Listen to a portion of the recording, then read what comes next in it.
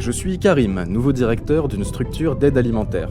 Je voulais rencontrer Sandrine car j'ai quelques questions à lui poser. C'est moi. Bonjour Karim. Je suis contrôleuse de la DDPP, Direction départementale de la protection des populations, et je suis à votre disposition pour répondre à vos questions sur l'hygiène et la sécurité alimentaire. Comment puis-je vous aider ? Mon épicerie est-elle soumise aux mêmes règles que celles de la distribution classique ? Oui, depuis la loi du 27 juillet 2010. C'est une loi qui définit et met en œuvre une politique publique de l'alimentation sur le territoire national, quels que soient les canaux de distribution, donc aussi l'aide alimentaire. C'est important, bien sûr, pour respecter la législation, mais surtout pour ne pas mettre en danger la vie des bénéficiaires. C'est pour ça qu'on parle de respect de la chaîne du froid. Exactement. La chaîne du froid maintient les aliments à une température leur permettant de conserver leur qualité sanitaire, nutritionnelle et gustative en limitant la prolifération des micro-organismes.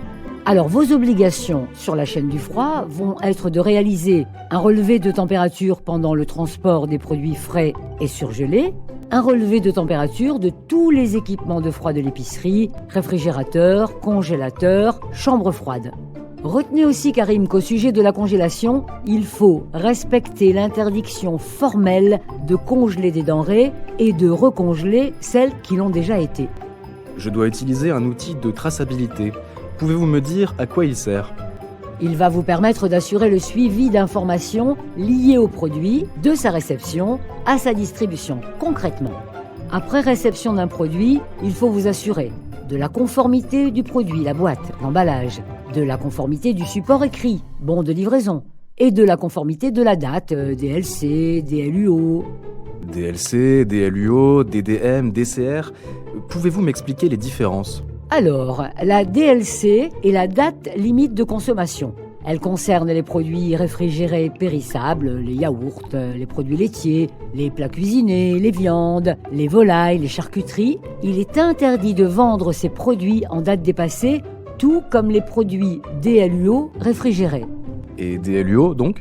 DLUO, c'est la date limite d'utilisation optimale, progressivement remplacée par la DDM, date de durabilité minimale. Elle concerne de manière générale les conserves, les produits secs et surgelés.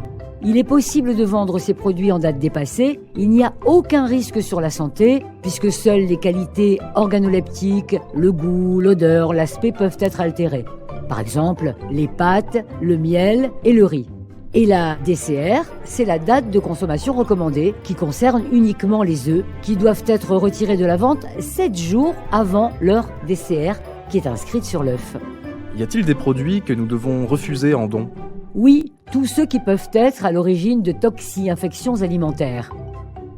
Il vous faudra aussi veiller à l'hygiène des locaux grâce à un plan de nettoyage et de désinfection et de lutte contre les nuisibles qui feront l'objet d'un protocole strict.